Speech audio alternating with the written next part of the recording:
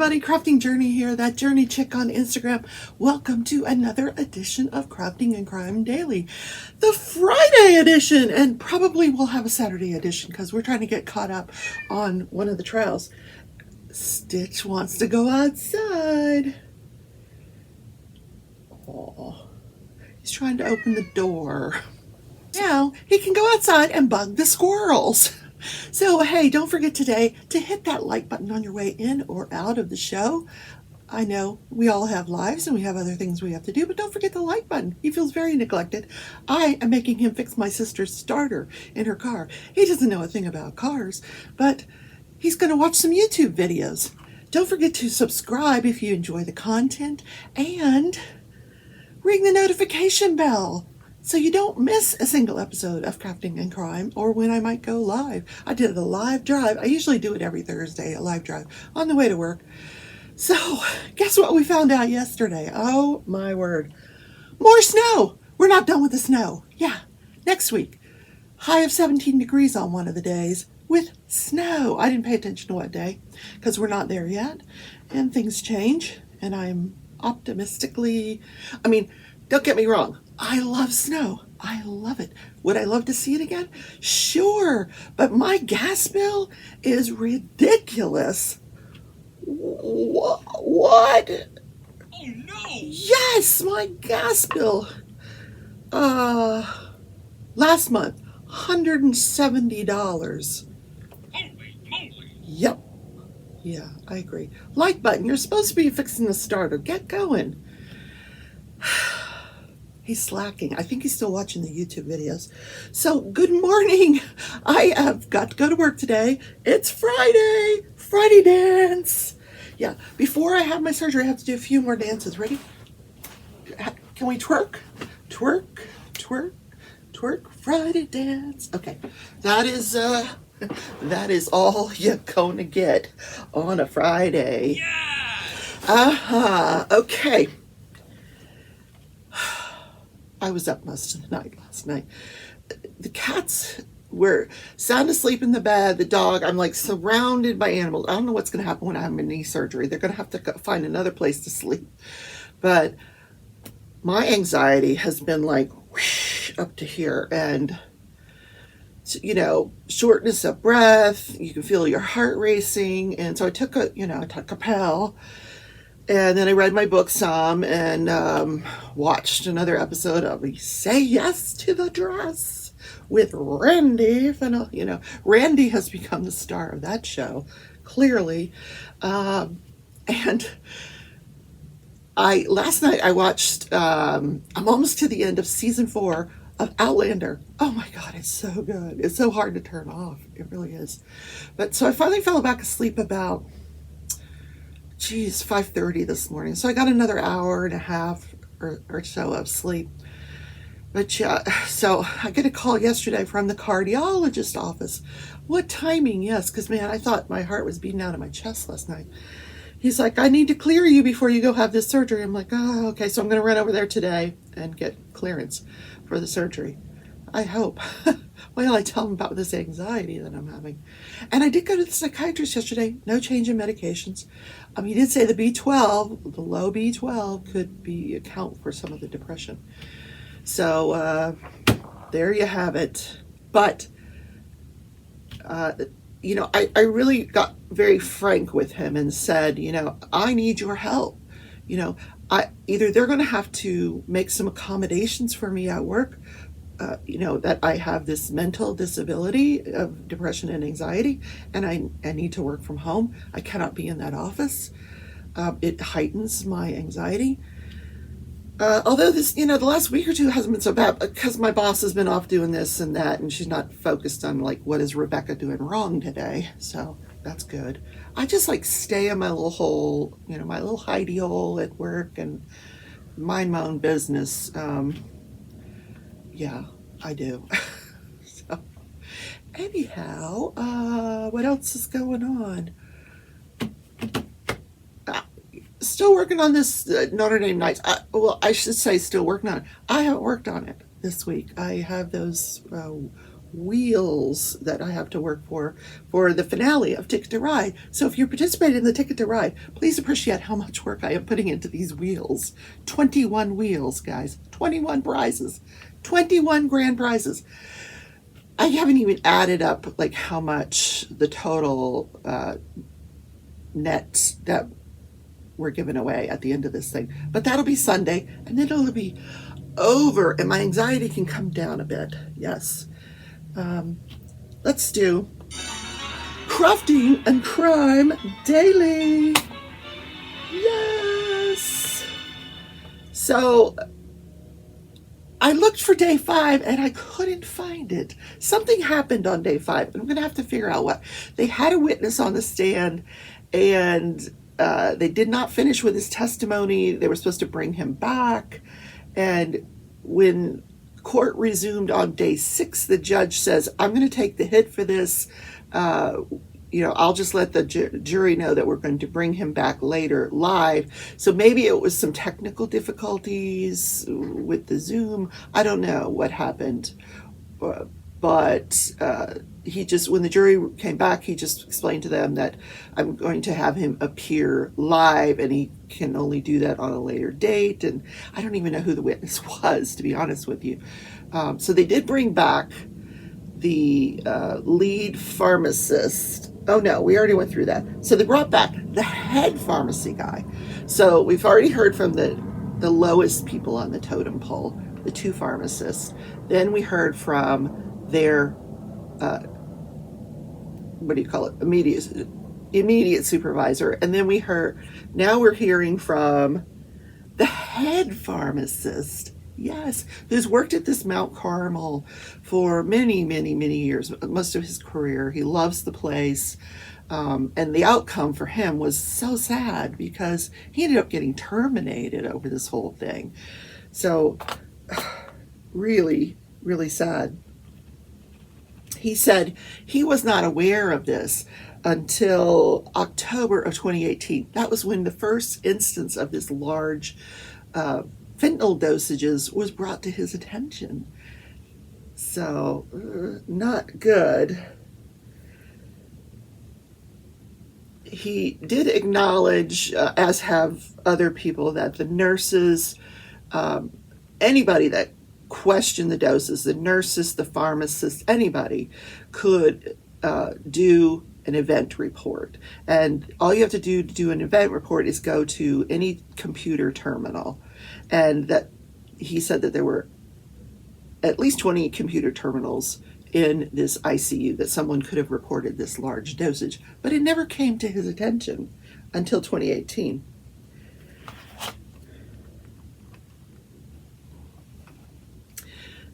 So when it first came to his attention, his immediate thought was diversion. So he explained what diversion is to the jury, and how they discover it. And I used to work with my head pharmacist on the same thing. What they do is they have a computer system that monitors that Pyxis machine, and it monitors every nurse that takes out a dosage, and it gives them a raw score, and they're compared to all the other nurses in the same location. So all the nurses in the MICU would, there'd be a printout of a report, and they would be on a scale of 1 to 5. 5 being, they are way above the usage of everybody else. There's an average, 2 or 3 is about where everybody should be on these scales that they have. But if someone comes in at a 4 or 5, then we know that they're taking out way more drugs than everybody else.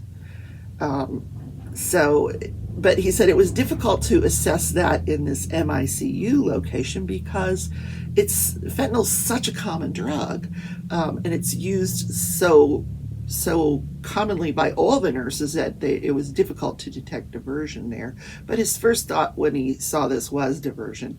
But then he admitted later during his testimony that no, he did not believe this was diversion. And he also does not believe that this was a failure on any part of the pharmacy.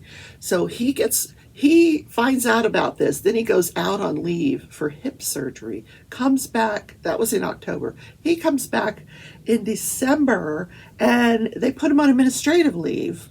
They're like, "You're on administrative leave." He's not told why. He has to go hire a lawyer.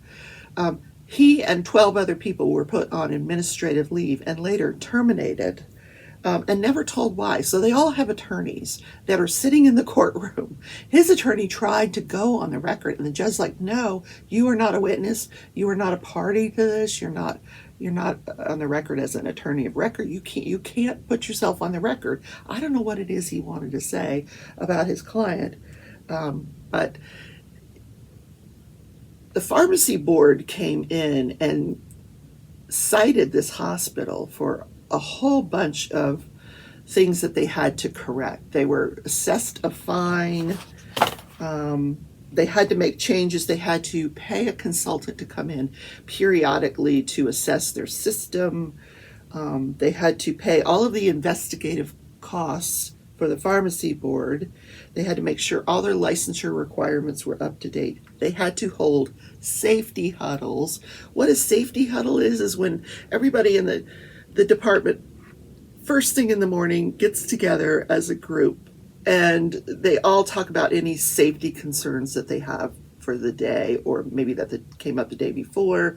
And then, so the pharmacy would actually have two of them. They would have one first thing in the morning, and they would have one in the evening. Now, this guy rarely attended them. But then these didn't start until the pharmacy board got involved. And the other thing they had to do with this, they reached a settlement with the pharmacy board. The other thing they had to do was mortality reviews. So for every mortality that had to do with an opioid together with a Versed had to be reviewed. That case had to be reviewed. So one of the things the pharmacy board was very critical of was the retrospective reviews by the pharmacist. In other words, where the nurse had gone into the Pyxis machine, taken all the drugs out, and administered it before the pharmacist even knows that there's an order for it, because it's already been administered, because they did an override of the system. And they were very critical of the amount of overrides. On cross-examination, there was an average in 2017 and 2018 of over 100 overrides of that Pyxis machine a day. Thousands a year. Thousands, like 9,000 a year overrides. That is a lot of overrides. So in each one of these cases, the pharmacy board believed that the pharmacy should have been reviewing these overrides retrospectively and finding out what was going on, but they weren't. And he stood fast on the stand and said, "I don't believe we're responsible for retrospective reviews of the orders." So that is what I listened to yesterday. They did put the risk manager on the stand, and she did not have a lot to say. You know, she did say that she got the event reports, that in some cases people even called her to report this, so she put the event report in herself. She went up the chain of command. So she enters all this. She gives it a severity. She gave it a 4 on a scale of 1 to 9. 1 being, we don't know what happened here. 9 being, this happened, it shouldn't have happened, and it caused somebody's death. So 4 was what the event reached the patient, but they don't know if it affected the patient, if it had anything to do with the outcome of the patient. So that's the score that she was giving these events. And she was passing each one along. When you get these events on your computer every day, you can forward this to certain people. And she forwarded this every time to the chief medical officer, which was her boss. And we will hear from him. Probably going to listen to that testimony today. I forgot my headphones yesterday, so it was very difficult to listen. Don't let me forget those headphones today. Where the heck are they? I think they're out by my lounge chair. So I can't wait to hear from this chief medical officer about why he did not address these concerns when they were coming to him. And I'm wondering if he was one of the people that were let go. 13 people were put on administrative leave and then fired, terminated. They all went and had lawyers. So this whole thing is one big mess. Yes, it is. I need coffee. Coffee. This is my go to work with your non-caffeinated coffee mug. Well, it's my sister's. I stole it.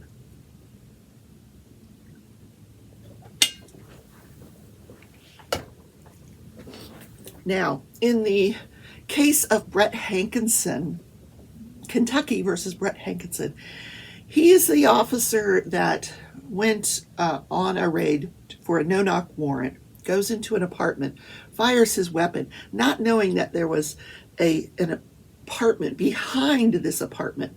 So when he fired his weapon, it went through that wall and it hit Breonna Taylor and killed her. She was sound asleep in her apartment. Now, we know that he took the stand in his own defense. And on the stand, he said, listen, I would not have fired my weapon if I had known that there was another apartment behind there. I didn't know this. And sure, I wouldn't have. So one of the requirements to find, he was charged with wanton endangerment. And one of the requirements with wanton endangerment is that you have knowledge of the danger. And he testified, I didn't have knowledge of when I fired at these 3 individuals that were in this apartment, I did not know there was another apartment right behind it. So they did closing arguments yesterday.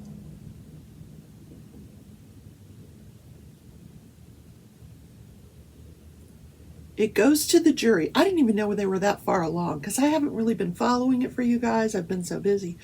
But they go to the jury about lunchtime. The jury comes back at 3 o'clock. Like, they ate lunch and deliberated for a couple hours. They come back.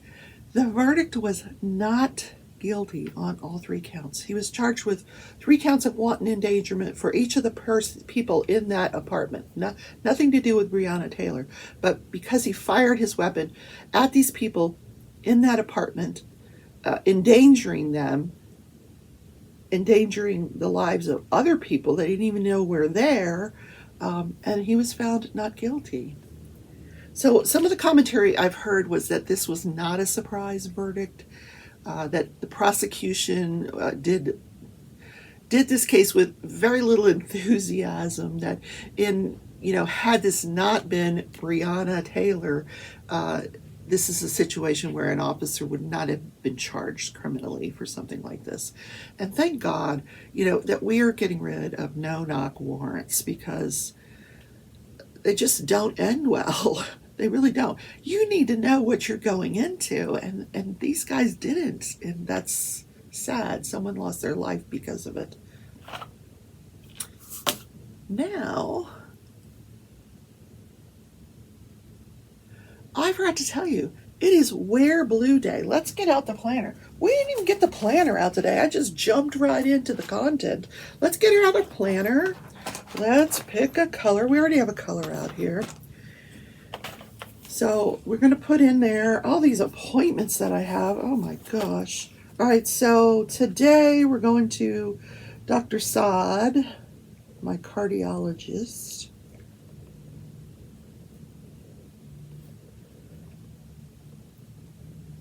Today is Wear Blue Day. So just like breast cancer has the pink ribbon, for colon cancer, the color is blue. And this is kind of blue. It's sort of a blue-green. But I wanted to wear it because it gets so warm out. Today we're highs in the 70s. The snow comes next week. So I wore this today, but this is in honor of recognition of colon cancer. Colon cancer historically is not caught until it's in the later stages. So by wearing blue, we're kind of symbolizing to people, hey, go get your colon screened. You can get the Cologuard from the pharmacy, and you can test that way. But most doctors recommend that you have colon cancer screening. You have a colonoscopy, and then if that's clear, you don't have to have one for another, 3, 4, 5, 10 years. I don't know, something like that. But I liked when my sister went and they handed her a picture of the colon, and I'm like, no. But I have one scheduled for April. I don't know if I'm going to have to move that because of my other surgery. Not sure. But if you have not had a colonoscopy or a colon screening in several years, you need to do that because you don't want to catch it too late. Colon cancer is a horrible, horrible way to die. So that's National Day. Wear blue in recognition of colon cancer awareness. Screening. Go get your screening. Okay, this day in history. Today we're going to go back to 1944. So 1944, the case of Louis, Louis, I go the pop-ups again, Lepke, Lepke, Buckhalter. He was the head of Murder, Inc. And this is the day in history that he is executed.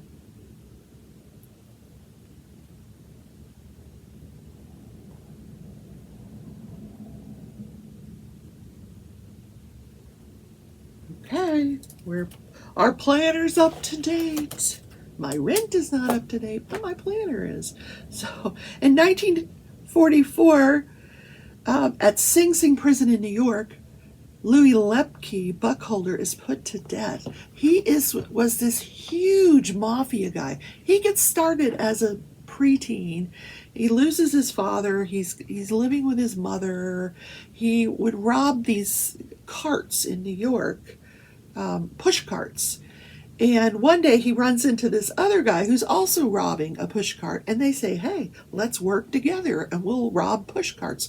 So then what they thought up was, we will extort money from the people that own these push carts to protect them. We'll just say, hey, if you give us some money, we'll make sure you don't get robbed again because we're the ones robbing you. And it started from there, and he just started going in with other people, and he built this huge organization. He surrounded himself with at least 250 hired hitmen, and he called it Murder, Inc. And he told them, you go out, you can kill anyone you want, just as long as you get something in return for it. Yeah. This guy in 1944 was worth millions of dollars. Millions in 1944. Yes. But what happened? How did they catch him? Like, it started out with push carts and ended up the entire garment district, all these businesses in New York that they would extort money from for protection. And the businesses had to pay it because the police were in on it, the government was in on it, they were all in with this organized crime. But it came to an end for Buckholter when some of his men decided to turn him in. Yeah, they turned state's evidence. They testified against him in court, and he went to jail, and he was sentenced to death, the death penalty. But before he dies, he sends out hits for the people that turned him in, and they are killed by his hitmen. He got his one-uppance on them, didn't he? I used that word yesterday. Come-uppance, one-uppance. Where did that come from? I don't know. 1974, apparently. Y'all got a kick out of my 1994 mistake, which was 1974. You're welcome. That's my memory. Oh my gosh. But this Buckholder guy, he was quite the character, wasn't he? All right, short show today, guys. I apologize, but I'll have more content for you tomorrow. I'm going to remember to bring my headphones to work. So have a great Friday, guys. Don't forget, Sunday during my live, 11 o'clock a.m. Sunday, crafting, Sunday mornings with Crafting Journey live. We're going to do the finale, give away all of these 21 prize packages to people that participated in the Ticket to Ride event and earned tickets all along the way that I've been tabulating. And yeah, it's been fun. So we're going to give those prizes away. So excited. Prizes from Poshy Pens. I won another Poshy Pen yesterday. I didn't win it. So you go on this Facebook group and you join Poshy Pen Facebook group, and she has the most amazing pens. So every day, Monday through Thursday, she drops, anywhere from 7 to 10 pens. And you can bid, well, not bid, but you can just comment underneath the pen if you want it. You can say, me too, or, just leave a comment. And then she does some kind of a random picker, and she picks somebody that gets to purchase that pen. So I won this beautiful pen yesterday that I paid $66 for, but it's a aromatherapy pen. It was a hybrid pen, meaning half of it is acrylic, and half of it's wood, and it's called the wedding dress. I can't wait to get these pens so I can show you guys. This pen is so beautiful, absolutely gorgeous. So I want it. I'm going to put some lavender into that thing, and then I'm going to diamond paint with my lavender, and it's going to be, anyway. So, there's the garbage truck. Yay, I got the garbage out in time today. So I have 2 pens on the way from her that I have purchased, and now I've got to stop. No more pens. It's very addicting, because every day you go there and there's these pens and they're gorgeous. And I didn't used to be, you see, another thing that I'm collecting, yes, more pens. So here are the prizes for this weekend. There's 3 gift certificates from Diamond Art Club, 4 gift certificates from Diamond Painting Drills, of which I am an affiliate. There's a link down in the description where you can go to their website. They have the March special drill packs out. Mine's in the mail. I'll show it to you as soon as I get it. 4 gift certificates from DP with Sparklers. A couple, there's some Shine Shop has some prizes. I hope I'm not forgetting anybody. Ultimate Cover Minders has some prizes. Bella Art de Nicole has some prizes. Diamond Painting Daily has a couple of prize packages. Who am I forgetting? I hope I'm not forgetting anybody. Oh, Wilson's 3D Designs, my absolute 2-die favorite tray maker. Love Wilson's 3D Designs. Yeah. Thank you, Pam, for the tray. Love it, love it, love it. So all of those prizes will be given away. If you're not even in on it, come in on Sunday and watch the fun. Yeah. All right. Love you all. Take care, and I'll see you tomorrow in Saturday edition of Crafting and Crime Daily.